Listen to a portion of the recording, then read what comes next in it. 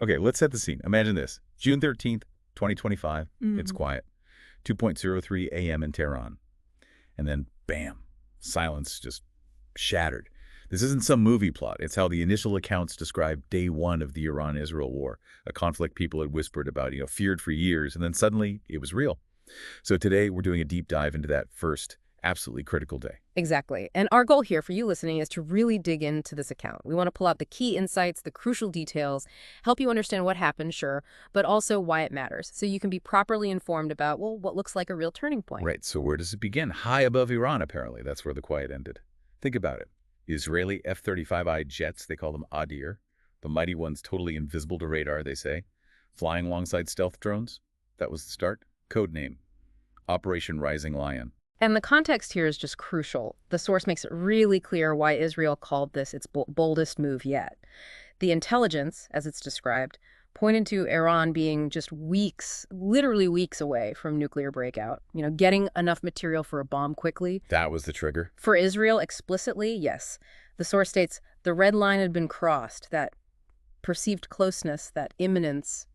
It became the justification for action, a real shift. And the action itself, devastatingly precise, hit without any warning at all. The targets were specific. Natanz, that's their main uranium enrichment place. Yeah. Then Fordo, the one buried deep under a mountain near Qom. Right, a hardened target. And Isfahan, too. The description is stark.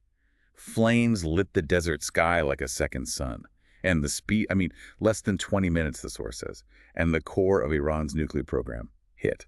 But it wasn't just those sites. That was only the first punch. Israel, according to this account, went for a shock and awe approach. Subsequent waves of missiles rained down. On what? What else did they hit? IRGC bases, that's the Revolutionary Guard Corps radar systems, communication centers, even compounds where leaders might be.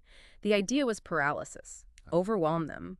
The description paints this picture of Tehran's skyline just glowing orange, sirens wailing everywhere. It was comprehensive. Okay, so shock and awe from Israel.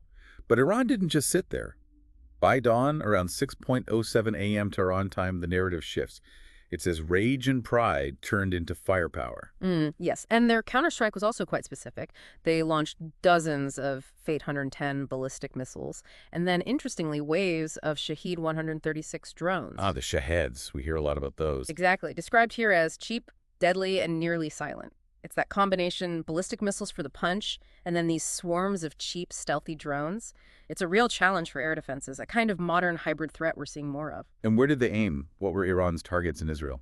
Pretty clear targets. Tel Aviv, the source says, several missiles hit the outskirts and civilians were injured.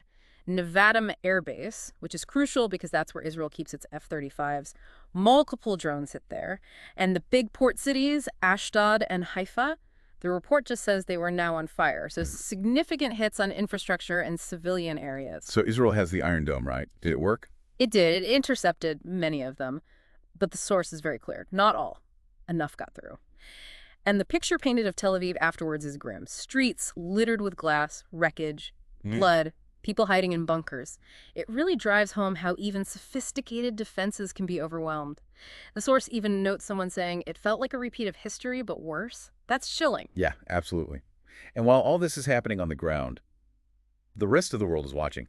What was the immediate reaction? Instantaneous. Just instant. The U.S. president, according to the account, called it a catastrophic escalation. Yeah. Straight away. UN diplomats were scrambling, emergency meetings called. Russia and China, they issued warnings, but notably blamed Israel for starting it. So taking sides immediately. Pretty much. Shows you how quickly those global fault lines just light up, doesn't it? Very volatile. And regionally.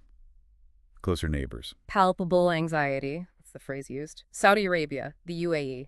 They activated their own missile defenses. Just terrified the fire would spread, preparing for the worst. Understandable. And the wider impact beyond the region. Immediate economic shockwaves. Oil prices surged overnight. Stock markets crashed. Air travel over the whole Middle East just stopped, halted. There was this heavy feeling, the source says, that the shadow of a regional war loomed heavy. It tells you something about our interconnected world, how fast this stuff ripples out now. Okay, so we've got the strikes, the counterstrikes, the global reaction. Yeah. But what about the human cost, the immediate toll of just this first day? Yeah, the account gives specific, quite grim initial figures for Iran. 87 dead reported. That included 12 high-ranking IRGC members, and their nuclear facilities were described as crippled. And for Israel? for Israel. 41 dead, that's civilians and soldiers combined, and 130 injured. Plus, Tel Aviv, Haifa, other southern towns, badly damaged. And the hospitals. Yeah, the source notes hospitals in both countries were just bracing themselves, fearing it was only the beginning. So that morning, June 13th, 2025, the sky over the Middle East literally burned. And the world just held its breath. That war that one always talked about, theorized in think tanks, it wasn't theory anymore. It had begun. Which really leaves us with a big question, doesn't it? For you, the listener, to think about. Given how incredibly fast this all escalated from crossing a red line to massive strikes and counterstrikes and those instant global reactions, what does this day one really tell us about how modern war might look? And maybe more importantly, how could such a devastatingly fast start change the whole geopolitical game going forward? A lot to think about there. Definitely something to reflect on.